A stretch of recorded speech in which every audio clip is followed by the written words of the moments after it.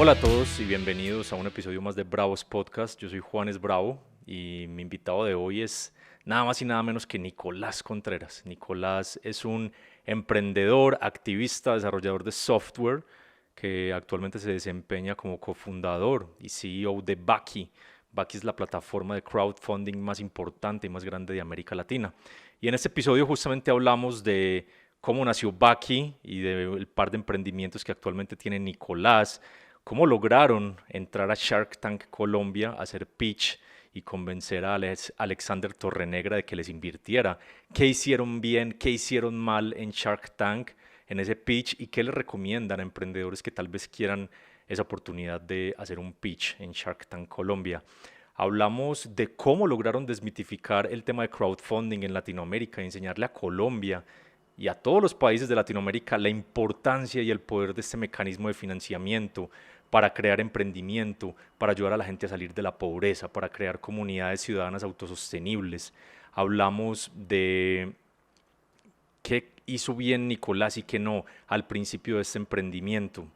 Hablamos de lo que Nicolás llama volverse un igualado para quitarle la pena a buscar mentores, personas con más experiencia que nos apoyen en las fases iniciales de proyectos. Hablamos de en qué casos Nicolás sugiere levantar capital o cómo crecer orgánicamente antes de levantar capital y en qué casos cree que es beneficioso y qué casos no. Hablamos de sus experiencias de emprendimiento, de sus aciertos y sus desaciertos en la creación de su primera startup que aún está funcionando y se llama Popcorn, de sus aciertos y sus desaciertos en Baki, de esa experiencia creciendo la empresa durante los últimos años.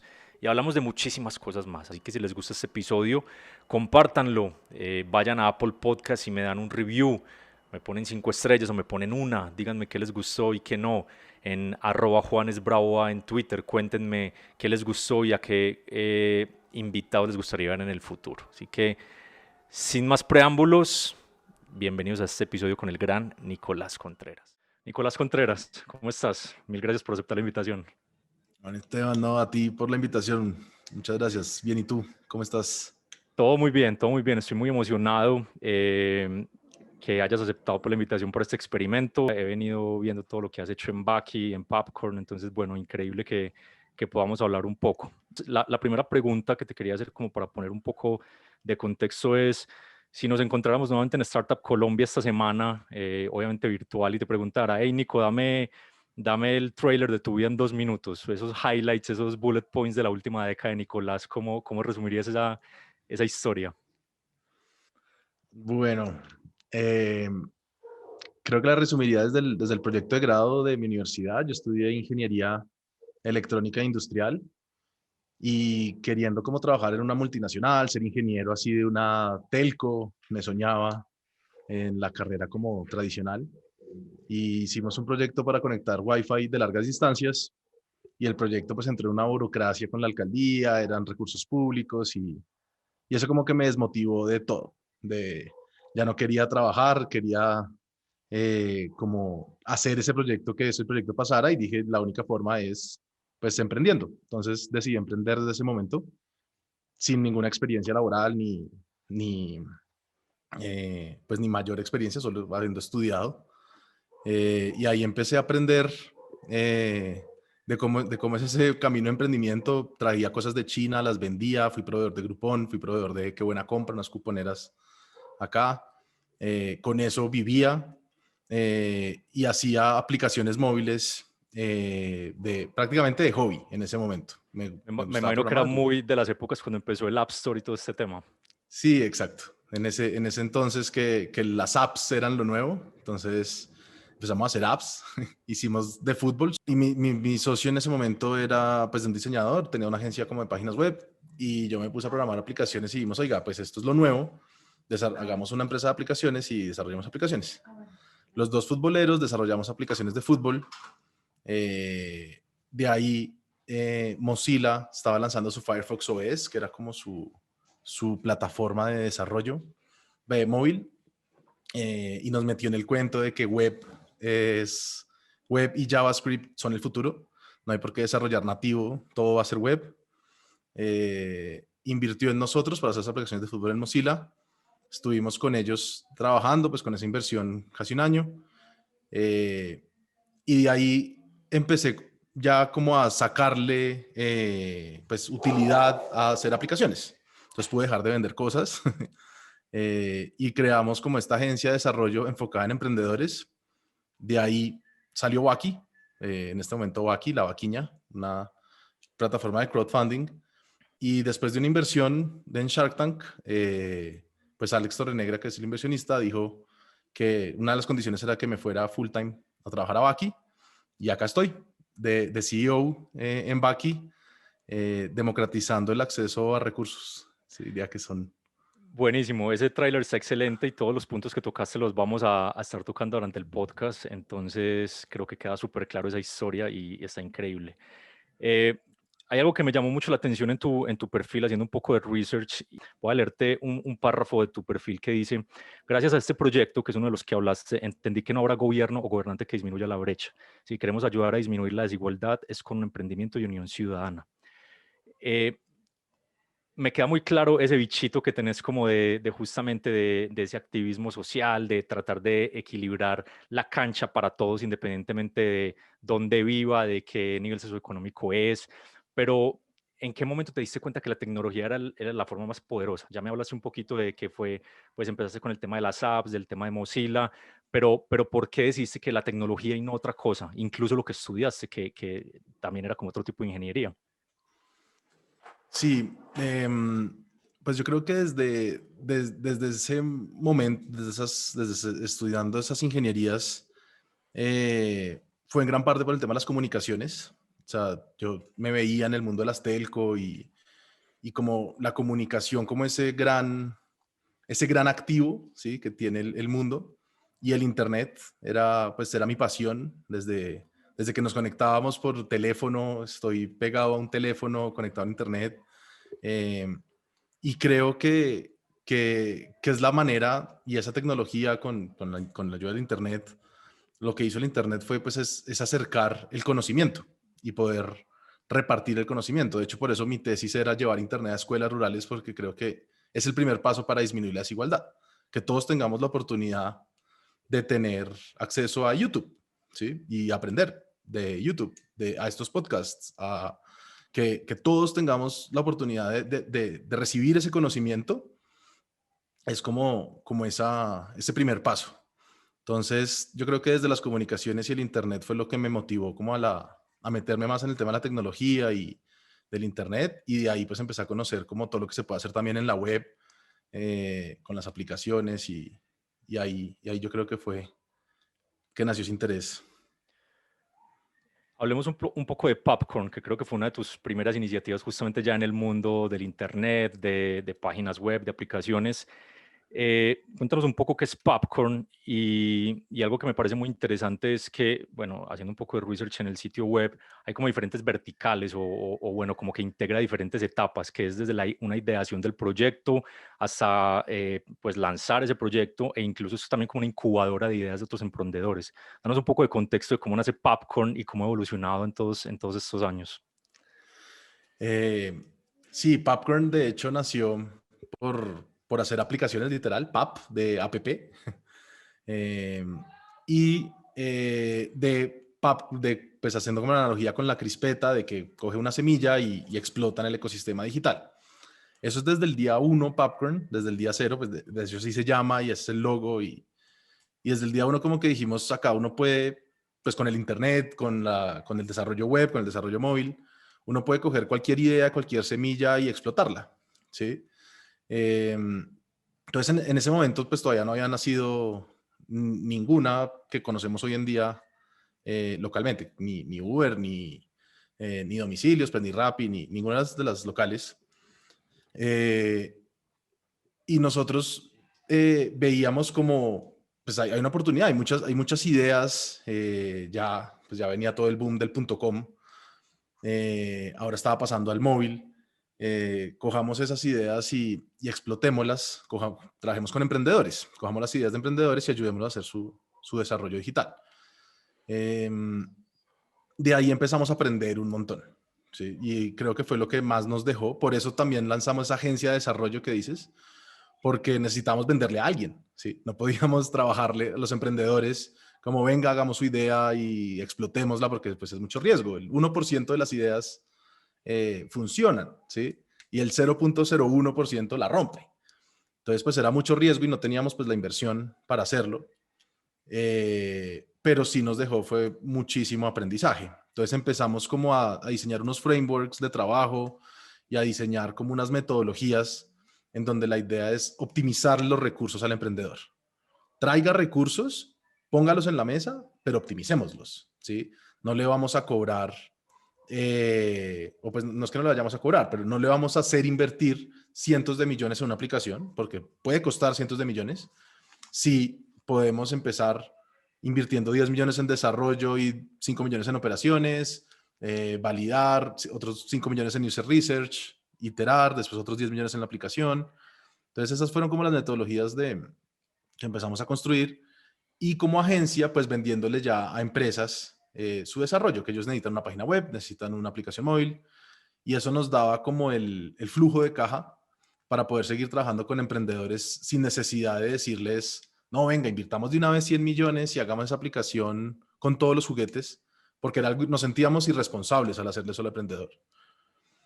Y así nació y así vamos también, así va también Popcorn, sigue creciendo con ese mismo concepto, trabajando con emprendedores, con una que otra empresa. Ya afortunadamente, pues todo este boom de emprendimiento también, el laboratorio de emprendimiento es prácticamente el 80% de Popcorn, el 80%, entonces es lo que nos gusta hacer ahí. ¿Cómo, cómo empezaste a encontrar y a conectarte con emprendedores? ¿Ibas a las universidades, en foros, en blogs? ¿Cómo decís, bueno, listo, esto me apasiona, quiero ayudar a otros emprendedores, quiero ayudar a incubar y crecer ideas, pero ¿cómo empezaste a crecer tu network y a buscar personas que quisieran hacer esto? Contanos un poco de esos canales de contacto con emprendedores inicialmente. Sí, creo que pues uno de los mejores canales que tuve fue como dejar la pena al lado y ser un igualado.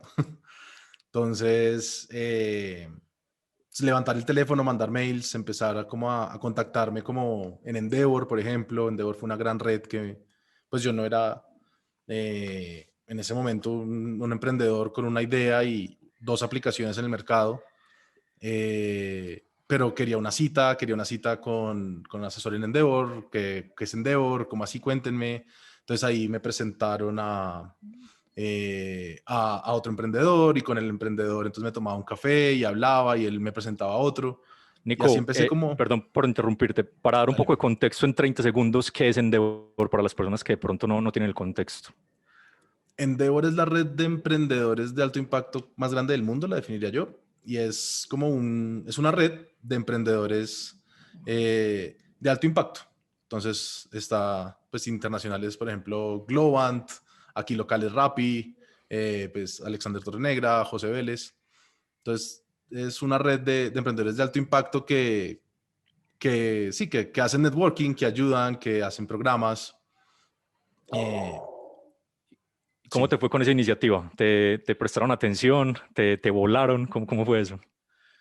Sí, no, pues de hecho nos prestaban atención, nos levantaban el teléfono, nos recibían, nos presentaban. Obviamente no teníamos el tamaño porque pues para entrar a Endeavor pues hay que tener unas ventas y un tamaño abrumador. Entonces nosotros no buscábamos como entrar a Endeavor, sino estar ahí cercanos y pues súper receptivos, siempre con buena onda y uno así haciéndose como su camino de network. De ahí entonces llegamos a Guaira, que es otra aceleradora que en ese momento era muy, muy activa acá. De ahí Colombia Startup. Entonces como en esos eventos, tocando la puerta en aceleradoras, las aceleradoras de verdad ayudan mucho en el network, hablar con otros emprendedores eh, y haciendo lo propio, o sea, haciéndolas de uno, ¿sí? Creo que nosotros hacíamos nuestras aplicaciones de nuestras ideas y así fue como aprendíamos con nuestros recursos, con nuestra cosa a hacerlo. La inversión de Mozilla ayudó mucho también a que pararan más bolas en estas aceleradoras y como, como así que les invirtió Mozilla en su segunda aplicación, ¿sí? Eso llamaba la atención. Buenísimo. Me encantó la forma en que lo describiste. Empezaste a abrirte camino siendo un igualado, dejando la pena, que de hecho es lo que estoy haciendo yo con este podcast. O sea, yo lo estoy haciendo por razones egoístas, porque yo quiero tener una excusa para acceder al conocimiento y preguntarle cosas a personas que admiro. Entonces, está buenísimo. Creo que es un gran concepto eso de volverse un igualado. Me encantó eso. Revisando tu sitio personal, hay un párrafo que dice, desde que fundamos Popcorn en 2012 con mi socio Ricardo, nos hemos dedicado a trabajar en el nacimiento de varias startups aplicando las mejores metodologías de validación y crecimiento con un fuerte enfoque en bootstrapping. Nos gusta trabajar en emprendimiento que no se bloquean con con la farsa o falsa de inversión y buscan con las botas bien puestas, ese product market fit que los haga ser atractivos para los inversionistas. ¿A qué te refieres ahí en ese párrafo con emprendimientos que no se bloquean con la falsa inversión? Hablemos un poquito de cuándo crees vos que vale la pena bootstrapear, como se dice popularmente, un emprendimiento, o en qué momento es como, bueno, no, busquemos inversionistas, ¿cómo ves esa disyuntiva que uno siempre tiene muchas veces como, pero es que qué pereza diluirse, pero al mismo tiempo puede que no crezca? ¿Cómo hago para fondearme? Contanos un poquito cómo has pensado en tus emprendimientos ese tema de bootstrapping versus inversión. Mm, Bueno, yo creo que siempre, o bueno, el 90% de las veces uno puede bootstrapear y recomendamos que hay que hacerlo, ¿sí? Digo el 90% de las veces porque de pronto si uno tiene una idea de mandar cohetes para llevar personas a Marte, pues seguramente el aprendizaje cuesta, ¿sí? Hacer el cohete y totear el cohete en el aire, romperlo y volverlo a hacer, pues cuesta muchos millones de dólares. Entonces de pronto ese tipo de ideas pues necesitan nacer con funding. Pero la gran mayoría, el otro 99% de las ideas no, ¿sí? Porque lo que hay que solucionar es un problema. Y si uno soluciona el problema, no importa cómo.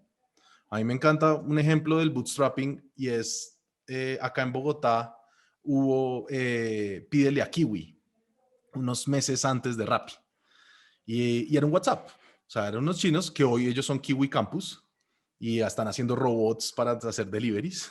Pero en ese momento ellos eran un WhatsApp, eran un número de teléfono donde tú podías pedir cosas que no te entregan a domicilio. O sea, el corral, por ejemplo, no tiene domicilios. Entonces tú podías pedir por Pídele a Kiwi un corral. Ellos con un WhatsApp gestionaban el domicilio, iban, lo compraban, te lo llevaban a tu casa, te cobraban y empezaron a transaccionar mucho, ¿sí? Entonces, estaban solucionando un problema. Obviamente hay maneras de solucionarlo mucho mejor, que me llegue entonces en 30 minutos, que haya una red de rapitenderos hoy en día, o que haya una red de repartidores, pues, y se puede ir mejorando cuando llega la inversión, pero siempre se puede bootstrapear. Y ese frío y esa hambre que uno siente bootstrapeando hace y genera unos conocimientos muy valiosos que tú con la inversión, y por eso creo que eso nació de un typo, porque es falta de inversión, pero me gusta mucho el concepto de falsa inversión. Sí, sí, sí, por eso dije las dos palabras, porque las dos quedan muy bien. Sí, creo que es un typo ahí que tengo en la página, gracias. Pero me gusta mucho la falsa inversión porque de hecho es eso, o sea, genera una falsa en la cabeza del emprendedor que fallar le es más fácil, ¿sí? Si uno tiene una muy buena, como decimos acá coloquialmente, una muy buena parla y unos muy buenos contactos y está en un muy buen networking, levantar plata no es difícil. Entonces, levanta un montón de plata y fallar le es fácil porque no le está doliendo, no está sintiendo ese frío, esa hambre, entonces no está aprendiendo lo que podría aprender con esas fallas. Otra cosa es que si uno falla con lo que tiene y tiene que ingeniárselas, encontrar una recursividad, el bootstrapping te da una recursividad que no te lo da a tener inversión. Entonces, por eso siempre recomendamos bootstrapear, sentir ese frío, esa hambre, ingeniárselas, así tenga la plata, por eso decimos déjela en la mesa, está bueno tener la plata, o sea, no tiene que sufrir, ¿sí? Páguese un sueldo, o sea, tampoco usted tiene que, como yo, ir a traer cosas de China para vivir, no, si usted tiene plata, déjela ahí, usted va a necesitar un sueldo, pero no la queme en el producto, no la quemen en ese crecimiento para ir a pedir plata o es que no me están invirtiendo porque lo va a bloquear, le va a salir cara esa plata. Y ya cuando uno encuentra ese product market fit, ya cuando uno sabe, ya estoy solucionando un problema, sé quién lo tiene, sé cómo solucionarlo mejor porque ya hablé con ese usuario, ya tuve muchas iniciativas y le mostré muchas opciones y ya sé cuál es la mejor, ahí uno ya levanta plata y crece mucho más sostenible. Me hiciste acordar de una de las historias más famosas de este tema de bootstrapping al principio. Nosotros estamos grabando este episodio en mitad de noviembre del 2020. Esta semana está saliendo a bolsa Airbnb y googleé en la historia, me imagino que la conoces, Nico, la de cómo se fondeó Airbnb al principio, que estaban a punto de morir y llegaron las elecciones de Obama versus McCain y se pusieron a vender cajas de cereal. No sé si sabías esta historia. Diseñaron unas cajas de cereal especiales como conmemorativas de las elecciones, entonces se llamaban Obama O's y McCain O's, algo así, y las vendían como en 50, 60, $70 y literal creo que vendieron, no sé, 300, 400, $500,000 y con eso se fondearon un año y no murieron y ahí fue que más adelante entraron a Y Combinator. Entonces, definitivamente concuerdo mucho con ese tema que mencionas y me hiciste acordar de esa historia justo que Airbnb está saliendo a bolsa esta semana.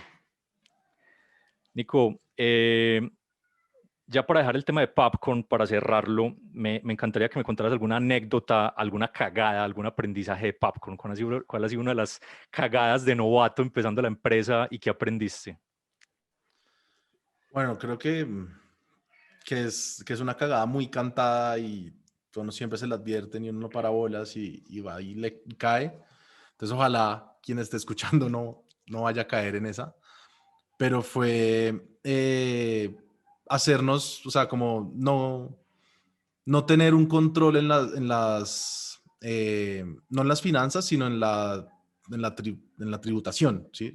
Como delegar en el contador, ¿sí? Contratar un contador y, no, pero pues, este me cobra 2 millones y este me lo hace por 500. Pues que no, yo no soy bobo, yo lo voy a hacer por los de 500, obvio. Y uno recibe lo que paga. ¿Sí? Obviamente el de 500 no es que le esté robando a uno o que sea, no, sino que él tiene 1.000 otros clientes, entonces le está dedicando mucho menos tiempo a uno. Y, y siempre fui, pues soy una persona que busca mucho como la independencia de su equipo. Entonces, quien lo hace, yo delego y hago seguimiento, ¿sí? Pero no control del todo. Y eso en las finanzas, pues sobre todo en los temas tributarios, pues fue una gran cagada en Popcorn. Vendíamos mucho, o sea, nosotros pues todavía afortunadamente se vende muy bien, pero al principio para Certas nos vendíamos demasiado y no le poníamos muchas bolas a los impuestos. Y después llegaron multas y multas y multas y salir de esas multas es una bola de nieve muy grande, muy, muy grande. Entonces, hay que pararle bolas. Si uno que tiene tienda, que la tienda. No hay que saber pues todas las tributaciones y todas las normas, pero sí conocimiento básico, entender lo básico que hay que pagar, por qué hay que pagarlo, cuándo hay que pagarlo. Es muy importante, o si no, cuesta mucho dinero. En países como el nuestro, parece como, pues obviamente, pues, la recaudadora de impuestos está en todo también su derecho y su deber de recaudar los impuestos y cobrar la multa a quien no lo pague. Entonces, casi nos quiebra. Bueno, Popcorn no se quebró, no se ha quebrado afortunadamente porque más adelante de Popcorn sale La Vaquiña, ahora Vaki. Entonces ahora me encantaría que pasáramos a hablar de Vaki. La Vaquiña es, lo que te quería preguntar es cómo nace, si fue una necesidad puntual que tenías tú o tus cofundadores de algún servicio de crowdfunding y no lo vieron en Latinoamérica, o si más bien vieron un mercado súper interesante que nadie había abordado en Latinoamérica, o cómo nace. Cuéntanos un poquito de ese génesis de La Vaquiña, ahora Vaki. Sí, la vaquiña nace en 2015, en octubre del 2015, por una necesidad que teníamos con un grupo de amigos de recaudar la plata de una fiesta. Entonces, nosotros hacíamos una fiesta anual, tradicional, desde que nos graduamos del colegio, con mis amigos del colegio. Invitamos a toda la promoción y cobramos pues la entrada para comprar las cosas y que sea una fiesta pues all inclusive. Entonces cobramos una entrada. Todos los años, pues eso era un gallo recoger la plata. No, yo le pago allá, yo se la consigno porque tengo da vivienda, entonces deme una cuenta de vivienda, entonces va para la cuenta del amigo, los que tienen Bancolombia va para la cuenta del amigo 2 y los que tienen BBVA va para la cuenta del amigo 3. Y eso siempre, pues siempre los organizadores terminábamos poniendo plata para la fiesta, porque además no lo hacíamos comercialmente, sino que cobrábamos lo de verdad, entonces dos que no paguen es dos plata que le toca para Pérdida. los organizadores. Sí. Em, entonces, ese año dijimos, tiene que existir pues algo donde yo pueda recoger la plata y me lo organice en un Excelito y me dé un reporte donde de todo el que va pagando y que puedan pagar con tarjeta, con PSE, que no sea, no, yo le mando el efectivo, yo le mando la transferencia. Eh, y veíamos que solamente había plataformas de crowdfunding en el mercado, pero entonces uno no va a hacer un Kickstarter para la fiesta de Halloween, ¿sí? Entonces, pues en Popcorn dijimos, hagámosla, hagamos el Friends Funding, y lo llamamos así, es como un crowdfunding, pero de amigos. Y lo hicimos literalmente súper bootstrapeado, o sea, el reporte en tiempo real era un drive de Excel, eh, y era un WordPress con WooCommerce, que el que pagaba, y hicimos un plugincito que sumaba y iba contando el total, y por detrás todos los pagos llegaban a un mail, y ese mail con un Zapier lo mandaba a un Google Form, a un Google Drive, y ese Excel era el reporte en tiempo real. Y así hicimos la fiesta, todos pagaron y eran como 70 invitados, y les gustó mucho. Entonces venía diciembre, entonces voy a hacer una novena bailable, voy a hacer el regalo para mi abuela, voy a hacer, y empezaron a usar la vaquiña. Ahí entonces nosotros dijimos, bueno, acá de pronto hay algo, metámosle más bolas, cambiamos el loguito, le hicimos un loguito, empezamos a mejorar la página, y cuando mejoramos eso, empezaron a llegar también las fundaciones. Y nosotros decíamos, y ahí fue donde empezamos como a abrir los ojos un poco y ver, pero si el crowdfunding existe acá desde el 2012 prácticamente, o sea, lleva 4 años, hay plataformas que tienen 4 años en el mercado, porque están usando la vaquiña, porque no conocen a de pronto no las conocen, decíamos. Entonces, recibíamos esas campañas, se financiaban y empezó a crecer mucho el crowdfunding. Eh, y bueno, para no alargar el cuento de cómo nació, ahí fue cuando nosotros dijimos, pucha, acá se puede, esto es lo que nos faltaba para poder generar una ciudadanía autosostenible, que se proteja entre ella, que no dependa de nadie, y es democratizando el acceso a los recursos. Entonces, empezamos en el camino ya con nuestra plataforma de crowdfunding y friends funding. Ahí fue donde empezamos a trabajarle en forma. Mi siguiente pregunta era, ¿cuál fue el orden de esas verticales o de esos productos que ofreces? Pero bueno, ya de cierta manera respondiste la pregunta. Justamente empezó con un Friends Funding y de ahí se fue expandiendo. A lo mejor esta pregunta es muy difícil porque yo te sigo en redes y veo pues cómo te apasionas con todas las causas que la gente fondea a través de Baki, pero te quería preguntar si hay alguna que te llena de orgullo específicamente, cuál te ha llegado al corazón, y si nos puedes contar un par de ejemplos justamente de alguna causa social y alguna otra campaña interesante, tal vez en otra vertical, como modo de anécdota, ¿cuáles se te vienen a la mente? Em, sí, hay muchas que han tocado fibras, y por diferentes motivos, pero eh, que tenga así en este momento muy presentes. Últimamente Luis no está solo. Fue una campaña que un colectivo lanzó por un ataque homofóbico que sufrió Luis. Y el ataque homofóbico fue tan fuerte que él perdió su brazo, de un machetazo. En Colombia. Entonces, en Colombia. Entonces, ese ataque, pues obviamente causó una indignación vasta en redes, grandísima en redes, pero un colectivo dijo, sí, indignémonos y vamos a ir para que la justicia actúe y cojamos pues a esta persona y le demos su atención y su tratamiento, porque también es una persona, pues de hecho es una persona enferma quien logró hacer ese acto. Pero primero preocupémonos por Luis, porque Luis en este momento no tiene un brazo y no, no estamos, pues no lo estamos ayudando del todo solo indignándonos. Entonces crearon una Vaki y fue tendencia nacional, Luis no está solo, y la Vaki llegó a su meta, recaudó, pues la meta era 50 millones, de hecho recaudó más de 100, eh, duplicó la meta en 24 horas. Entonces, creo que esa campaña expresa muy bien lo que es Vaki y es cómo podemos activarnos sin dejar la indignación, porque obviamente hay que complementarla, no podemos es estarle haciendo, pues tapando el sol con un dedo y tapando con plata las embarradas que existen en la sociedad, ¿sí? Hay que también cubrirlas, pero en paralelo hay que, hay que acompañar esto. Eh, pues creo que Noticias Uno fue un gran, también la vaquilla de Noticias Uno es una gran unión ciudadana, es un noticiero muy querido por la gente, mmm, que iba a salir de la, pues anunció que salía del aire, ¿sí? Unos dicen que es por un motivo, otros dicen que es por otro motivo, por el cual él salió del aire, pero lo importante es que en el evento especial del último día de Noticias Uno en Canal Uno, que era de donde salía, la presentadora María Cristina dijo, hoy estuviéramos asistiendo a un funeral, pero gracias a todos ustedes estamos asistiendo a un nuevo renacer.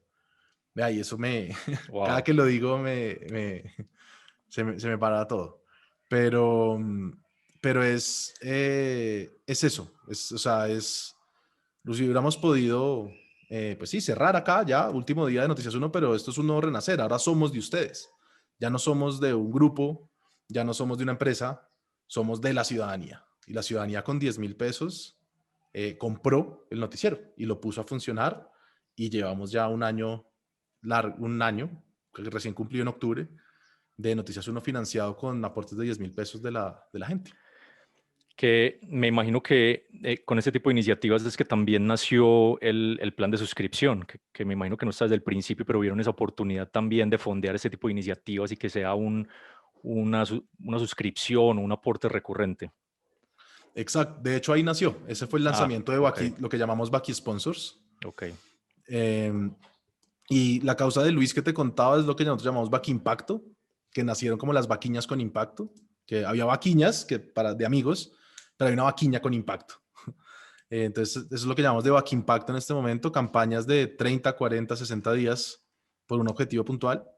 Y con Noticias Uno, ellos necesitaban, era pues un aporte recurrente, es una suscripción y pues los medios, el periodismo, los creadores de contenido necesitan es un apoyo recurrente, no solo una campaña. Entonces ahí nació con Noticias Uno Baki Sponsors y es una Baki, pero es recurrente. Tú pones tu tarjeta y donas o aportas a la Baki 10.000 pesos, 20.000, 50.000, lo que quieras, recurrentemente. Creo que hay otra campaña que también fue súper viral y he leído que marcó de cierta manera a la empresa bastante positivamente, que fue la de Una vaca por de la calle. Para dar un poco de contexto, Humberto de la Calle fue vicepresidente de Colombia, candidato a la presidencia, fue el líder de los acuerdos de paz con las guerrillas colombianas. Cuéntanos un poco, Nico, por qué las personas montaron esta vaca por de la calle, qué fue lo que pasó y por qué fue tan importante esto, tanto en términos sociales como virales, como aprendizajes que tuvo Baki de esta experiencia con una vaca por de la calle. Sí, de hecho esa fue nuestra primera experiencia viral, eh, recién enfocados nosotros en crowdfunding y rebrandeado, o sea, fue de las primeras Bakis de Baki. Eh, y pues fue un candidato muy importante por lo que mencionas. Él fue el, el principal negociador con las FARC en La Habana y era candidato presidencial. Pues, por las cosas que pasan en política que no se entienden muy bien muchas veces, él no recibió los suficientes votos, o sea, recibió tan poquitos votos que no alcanzó a llegar al umbral que se necesita para que el Estado le devuelva la plata de la campaña. Entonces él tenía, pues, la plata de la campaña la había puesto el Partido Liberal, que era su partido con el que se lanzó, y otra, él personalmente. Entonces él tenía un crédito personal con Bancolombia de 1.500 millones de pesos a título personal. Entonces, quienes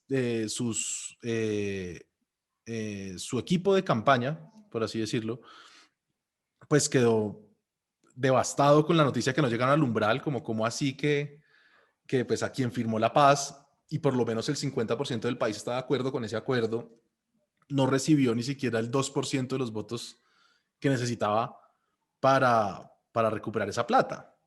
Entonces crearon una vaqui como a modo de indignación, porque también muchos decían, pero eso el partido se lo va a pagar, él no va a quedar con esa deuda, o él tiene mucha plata.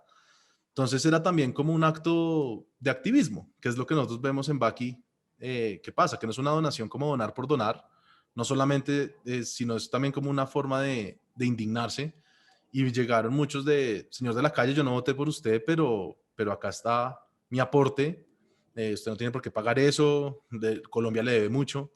Llegaron también muchísimos aportes de zonas muy remotas de Colombia, con cartas o pues con mensajes en el aporte muy, muy lindas de, esta es mi mesada, pero yo me sacrifico y me quiero sacrificar y porque usted le devolvió la paz a mi pueblo. En pueblos muy Wow. alejados y eran aportes de 9.000 pesos. Entonces ahí también entendimos que Colombia entendió el crowdfunding, ¿sí? Que la donación no es solamente los que puedan donar 100.000, 200.000 o 500.000, sino que el crowdfunding es de que todos podemos hacer algo y todos podemos dar un grano de arena porque lo que importa es mi acto y traer a más personas y traer, eh, contar esa causa. Entonces, fueron 17.000 personas que recaudaron 750 millones en 4 días. Fue muy viral y bueno, grandes aprendizajes porque nos mostró eso que nosotros estábamos validando, y es que la donación no es un acto como de solo donación, sino que es un acto de activismo y de acción ciudadana, de unión ciudadana, que no solamente los sectores más pudientes socioeconómicos son los que donan, sino que todos nos podemos unir y la ciudadanía junta puede hacer cambios. Eh, y técnicamente también tuvimos un cacharro en la campaña. Teníamos un bot que hacía muchas consultas a la base de datos por cada visita y tuvimos 2 millones de visitas en 2 días. Eso pues generó una factura en nuestro hosting, que es Firebase, de $30.000, $35.000 en 2 días. Eso fue todo un tema. Escribí por ahí un blog también contando la anécdota, Sí, muy porque pues recomendado. era no solo la anécdota de cómo arreglamos, o sea, cómo no tumbamos la página, sino que sobrevivimos, así la factura estuviera subiendo, sino también cómo lo pudimos solucionar después, como lo que le hablábamos al principio, sin pena. Escribiendo, alguien me puede ayudar, siempre alguien me puede ayudar. Y creyendo, yo nunca pensé que iba a tener que pagar esa factura, o sea, nunca pasó por mi cabeza que yo iba a tener que pagar esa factura, porque no era justo, ¿sí? No era, pues fue un error nuestro, pero es el momento más viral de, que estamos haciendo algo por la ciudadanía, no creo que nos vaya a tocar pagar esto, no podemos pasar de acá de la cima a quebrarnos. Y logramos también que Google nos perdonara esa deuda sin pena. Gran historia. Pasa por todas las etapas de una buena historia. Muy recomendado ese blog post. Siguiendo un poco con la vaquiña y ya para entrar también en por qué cambiaron el nombre, como lo mencionaste al principio, uno de los grandes creyentes y pues inversionista de Waki es Alexander Torrenegra. Justamente en estos días me dio mucha risa porque causó mucha polémica con un post que montó una cápsula de Shark Tank Colombia, donde le invirtió a un emprendedor súper joven, 19 años. La empresa se llama EasyLine y me dio mucha risa porque es algo que es común, por ejemplo, en Silicon Valley, pero que acá en Colombia y en Latinoamérica todavía nos espantamos. Y Alexander le dijo, estoy parafraseando, pero fue como, hey, yo creo en usted se ve que tiene muchísimo futuro, yo le voy a invertir, pero usted tiene que parar pues o salirse de la universidad para dedicarse 100% a este emprendimiento, pero yo lo voy a apoyar y yo le voy a ayudar. Y los otros Sharks se quedaron como, ¿what? ¿Pero por qué le estás recomendando que se salga de la universidad? Irresponsable, no sé qué. Entonces ya ves, causó mucha polémica y me dio mucha risa. Y quería contar esa historia, pues porque justamente Alex es una persona súper reconocida, uno de los empresarios pues que yo también a título personal más admiro en Colombia.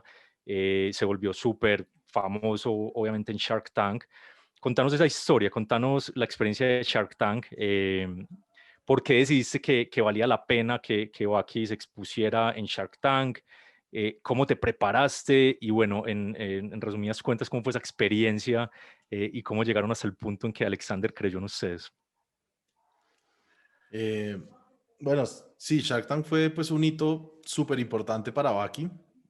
Eh, de hecho, fue el momento donde Alex puso para invertir dos condiciones, que nos fuéramos, que pues prácticamente la misma que le hizo a Mateo, solamente que yo no estaba en la universidad, sino en una software factory. Me dijo, deje su software factory y créale a Baki. Y dos, deje la bobada de los amigos y créale al crowdfunding. Y digo que es un hito muy importante porque nosotros, de hecho, era lo que nos apasionaba, era lo que nos movía, fue lo que mi socia, cuando contaba el cuento en Shark Tank, pues se les corrían las lágrimas. Y es cómo Colombia está saliendo de una guerra, de un conflicto, cómo Colombia, la ciudadanía está uniéndose, y cómo se están apoyando en Baki. Era lo que nos movía, pero de todas las aceleradoras que hemos pasado, todas nos decían el crowdfunding no va a funcionar, el crowdfunding ya se ha intentado y no funciona, muchos lo han intentado y no hacen sino quebrarse, mire lo que pasó con esta en Chile, con esta en Colombia, con esta en Argentina, con esta. Entonces, como que nos decíamos, hay que hacer algo diferente, ¿sí? ¿Qué es eso diferente? El Friends Funding. eh, pero pues nuestro Friends Funding transaccionaba, si acaso, $100 en la aplicación y el crowdfunding estaba en $2,000 al mes, o sea, no teníamos números para ir a pedir inversión. Entonces dijimos, pues vamos a Shark Tank, nos invitaron y dijimos, vamos por la publicidad, ¿sí? Vamos a pedir $1,000 millones por el 0,1% y que nos saquen de allá corriendo, porque decíamos, todos los nos que hemos recibido de todas las aceleradoras, vamos a ir a recibir un no público, que por lo menos el no sea obvio. eh, y entonces, y nosotros salimos en la segunda temporada, pero fue la primera grabación, entonces nosotros no sabíamos quiénes eran los Sharks. Mm, entonces dijimos $1,000 millones por el 0,1%, por el 1%, para que así pues sea uno no muy obvio, y pues ya, y vamos con el bullet, con el bulletproof del no. Un día antes, Sony nos mandó la lista. Bueno, mañana los recogemos y los llevamos al teatro. Estos son los Sharks. Y ahí yo vi a Alexander Torrenegra. Y pues Alex era o es pues uno de los emprendedores que yo he admirado toda la vida. Desde que empecé a emprender, pues era mi inspiración, me sentía muy identificado con él. También es ingeniero, también programaba, también hizo su empresa, él programándola, también con su esposa. Yo en ese momento era mi novia, ya es mi esposa, mi socia, pero yo me sentía muy identificado con él y pues lo seguía sus blogs, seguía sus redes y era así mi inspiración. Y yo dije, es Alex, vamos por Alex. Entonces cambiemos toda la valoración y metamos en la cabeza que vamos a ir por Alex. Y así pusimos una valoración normal eh, y fuimos con el objetivo en la cabeza de traernos a Alex y afortunadamente así se dio el capítulo. Alex hizo la oferta y pues nosotros no le, no le negociamos la valoración, porque pues de hecho no teníamos valoración, no teníamos números para ser valorados, sino lo que le negociamos es vengas a hacerlo con nosotros, porque usted me está pidiendo a mí que me vaya a mi software factory, que me da el sueldo, eh, que no le creamos al crowdfunding, listo, yo creo en el crowdfunding, creo en ustedes, si usted le cree, vamos, pero métase, o sea, ponga también la mano en la candela con nosotros y le hacemos, pónganos con su equipo, nos vamos juntos y aceptó y desde ahí pues fue un game changer para nosotros porque empezamos a trabajar muy de cerca de él, todas las semanas nos reuníamos con él, hoy en día todas las semanas nos reunimos con él, con la esposa, con su socio en Torre, son pues nuestros mentores de nuestros fundadores también. Ellos son prácticamente cofundadores de Baki. Entonces, trabajar con sus metodologías en su equipo, meternos a sus equipos y a sus Confluence, a sus Atlassians, ver cómo trabajan, ver cómo reportan, eso nos ayudó infinitamente. Transformamos Popcorn 100% remoto en ese momento, porque empezamos a aprender de él cómo es trabajar 100% remoto. Entonces, sí, o sea, de hecho, Mateo trabaja en Popcorn, o sea, EasyLine fue hecha en Popcorn. Wow, no me sabía esa parte. Sí, EasyLine le hicimos en Popcorn y Mateo pues siempre nos pareció también un pilo, un geniecito en la universidad, súper dedicado. Obviamente nunca le hicimos la oferta de Alex de venga yo le invierto y salgas de la universidad, pero pues sí o sea, siempre lo apoyábamos. Cuando Alex hizo esa oferta, nosotros fuimos de los irresponsables, como diría Leonardo. Sí, sí, sí. Dijimos, hágale, sálgase que acá estamos y nos vamos juntos. Y bueno, fue una experiencia chévere. Increíble, no sabía que la historia iba a tener ese twist. Buenísimo, buenísimo. Tengo dos preguntas de follow-up con este tema de Alex y de, bueno, de Shark Tank y de la salida de Popcorn hacia Baki. Bueno, de tu salida, pues como equipo operativo. La primera es, ¿qué le recomendarías a, bueno, por ejemplo, qué le recomendaste a Mateo? ¿Qué le recomendarías a un emprendedor para maximizar sus posibilidades de que le vaya bien en Shark Tank? Por ejemplo, ¿cómo fue tu conversación con Mateo? Algunos tips que le pudieras dar a la gente que está escuchando y que en temporadas siguientes quiera tratar de entrar y de hacer el pitch en Shark Tank, ¿qué les recomendarías? Yo recomendaría que tengan una valoración justa y sustentada. Eh, no son grandes inversionistas pues, de capital privado, son ángeles, pero saben mucho. Y saben mucho y pues no les va a gustar que les llegue uno con valoraciones ridículas. Y son buenos, es una muy buena oportunidad. O sea, Mauricio, Ricardo, Frank, Alex, o sea, Alejandra, cualquiera que se lleven va a ser un gran asset. Leo, cualquier share que se lleven va a ser un gran asset para la empresa. Y nos ha ido muy bien, por mi experiencia personal, más que la plata, negocien al Shark, que fue pues nuestra negociación prácticamente y fue lo que más nos ha explotado. La plata de Alex creo que se acabó a los 2 meses, o sea, no es la plata lo que hizo a Baki Baki, ¿sí? Y tampoco es que Alex pues tenga una horita de oro que diga tin tin y va haciendo Baki, pero, pero tener un Shark así que confía en uno, a uno le da también un empoderamiento diferente, uno se empieza a creer el cuento diferente y si tienen demasiada experiencia que es muy valorada, entonces valoren al Shark, sepan que sí se van a traer un buen asset y sí, y negocienles el tiempo, más que la plata. La otra pregunta relacionada con ese tema es cuando Alex te dijo, bueno, pero yo lo necesito a ustedes dos, a este par de novios talentosos, 100% en la vaquiña, en Baki. ¿Cómo fue ese proceso? Yo creo que algo que le cuesta mucho a la mayoría de emprendedores es soltar un poco ese control pues, o ese tema operativo. En el caso, por ejemplo, de un CEO, pues no me ha tocado, pero yo me imagino que es muy duro y escucho como, hey, buscar otro CEO, ya yo me voy a salir de la operación, me voy a volver chairman o bueno, voy a quedar de socio, pero necesito buscar un CEO para que maneje el día a día. ¿Cómo fue esa experiencia? ¿Fue alguien de Popcorn que ascendiste, alguno de tus socios? ¿O buscaste a alguien externo? ¿Cómo fue esa transición de pasar de la operación de Popcorn allá a dedicarte 100% a Baki? ¿Cómo hiciste para que las cosas siguieran bien en Popcorn? Sí, bueno, nosotros fuimos tres a Shark Tank, que son mi socio en Popcorn y yo, y Raiza, que era mi esposa en este momento, y la socia de Baki. Alex dijo pues que nos fuéramos los tres full time. O sea, lo que significaba era foco a Baki, ¿sí? Dejen todo por Baki. Y lo que le negociamos ya detrás de cámaras es, espere porque tampoco vale la pena cerrar Popcorn, ¿sí? Es una empresa que está creciendo, entonces lo que vamos a hacer es que mi socio se va a quedar en Popcorn y yo me voy a Baki.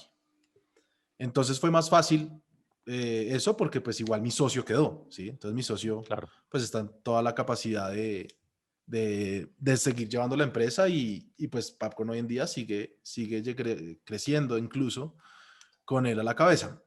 Entonces fue más fácil por eso, pero sí la transición pues duró 7 meses. O sea, no fue como, bueno, ya mañana estoy en Baki, porque pues eran muchos proyectos, eran muchos partners. Yo trabajaba mucho en la operación de Papcon, yo programaba, yo tenía el contacto con muchos clientes, yo tenía muchas cosas en mi control que la delegada sí fue un proceso. Pero Alex tuvo la paciencia también de sí, no hay problema. O sea, hacíamos unos one-on-ones como cada mes y él me decía, ¿qué te detiene? Y yo, Alex, la verdad, el sueldo. O sea, el más miedo que me da es irme porque es que aquí no me va a pagar sueldo. Y entonces, ya después era, no, ya listo, aquí ya va a pagar el sueldo. Se hizo una negociación con Paco también, que yo seguía prestando ciertos servicios y Paco también daba parte del sueldo. Entonces, pues todo eso duró 7 meses, llegando a ese buen acuerdo. Nico, entrando un poquito al modelo de negocio o para entender mejor el crowdfunding, que yo sé que en Latinoamérica todavía hay mucho espacio para crecer y mucha gente no lo tiene como tan claro.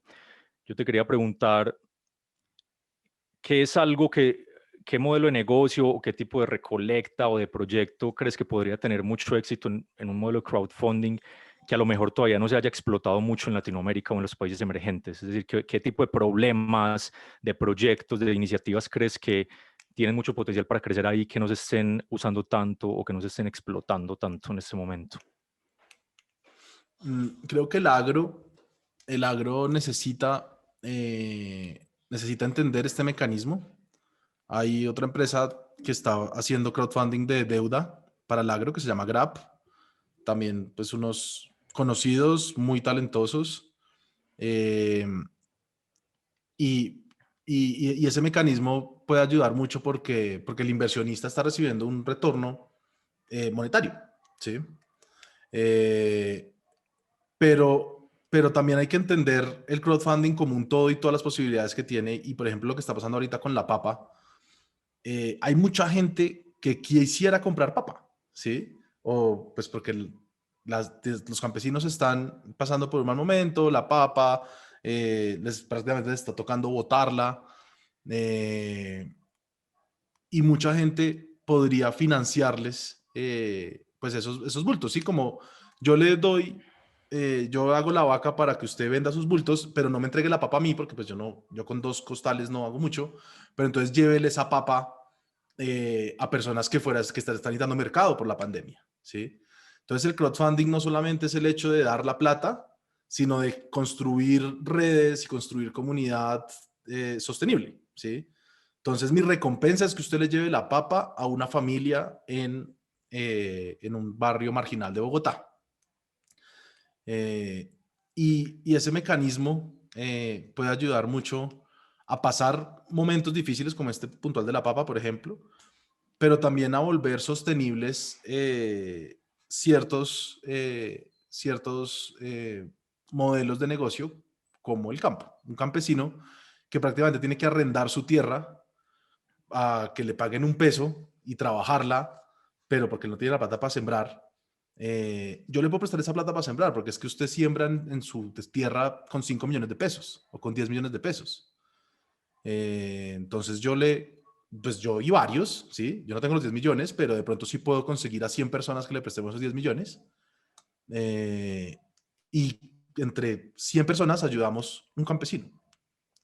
Eh, y así creo que podemos ir generando comunidades, o confío que se van a ir generando comunidades ciudadanas autosostenibles. Eh, no solamente con el dinero, sino como te decía, con el producto como tal, con el impacto como tal. Y lo otro que te quería preguntar es si la única meta, o sea, ¿cómo se mide el éxito de una campaña, de una iniciativa? ¿Es solamente porque llegue al monto o también ustedes consideran como, bueno, no, hay que medir también la velocidad a la que llega al monto o la viralidad que tiene la campaña? Es decir, contanos un poquito como esos KPIs o esas métricas que Baki considera que son exitosas en una campaña de crowdfunding y cómo ustedes como Wacky, como empresa, ayudan o capacitan a la gente para que las campañas tengan más éxito. Sí, tenemos unas métricas así de viralidad que le hacemos seguimiento para precisamente ayudar a la campaña.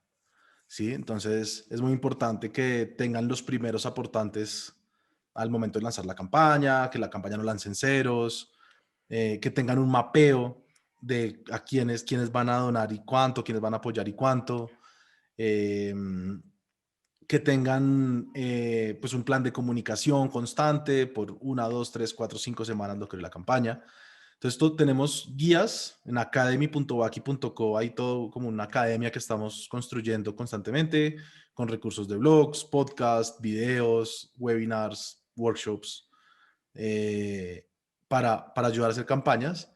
Pero a lo que lo que realmente nos importa es el impacto que pueda causar esa campaña, ¿sí?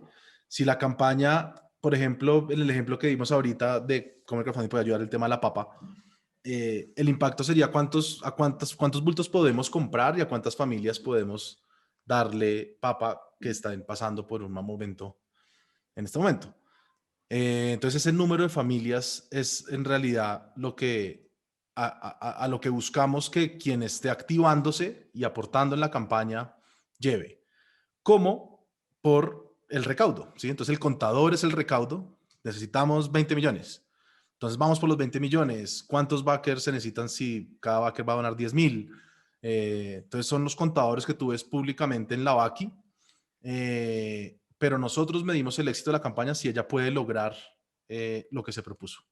Comprarle papa a 100 campesinos, logró comprar la papa a 100 campesinos, pero se puso una meta de 100 millones y llegó a 50, ya esa campaña es exitosa para nosotros. Entonces también nos ayudamos en eso, en la meta no es poner un número, sino que la meta tiene que ser consistente con el impacto que quiere causar, que quiere generar.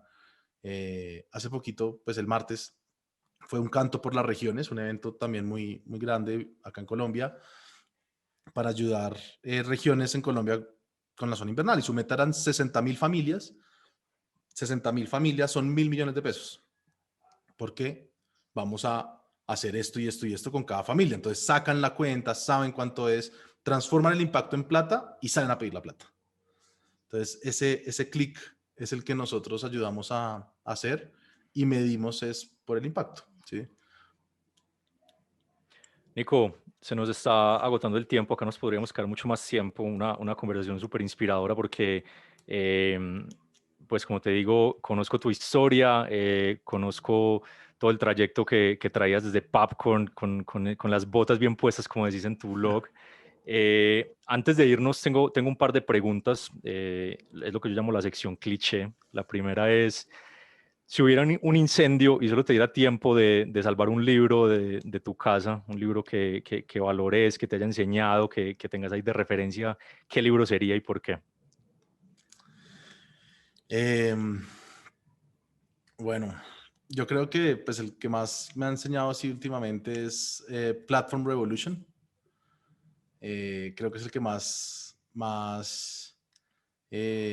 reciente tengo y más fresco y más repaso. Creo que me lo he leído, pues me lo leí una vez y me lo oí en Audible otra. Entonces creo que es el que en este momento sí cogería. Y por último, si tuvieras la oportunidad de invitar a una persona una hora a un café, a tomarte un café con esa persona, sea una persona viva, muerta, algún personaje histórico, ¿a quién invitarías? ¿Con quién te gustaría hablar y qué le preguntarías? Por qué escoger a esa persona? Eh, uy, bueno, siempre me ha gustado mucho, en el colegio me gustó mucho la filosofía, me, me apasionaba mucho ese tema, entonces si me pudiera tomar el café en la era de la persona, yo creo que escogería Aristóteles, me iría hasta allá a tomarme un café y hablar o sea, cómo ve el mundo, qué cree que me cuente todas esas sentadas, yo me sentaría allá a escucharlo.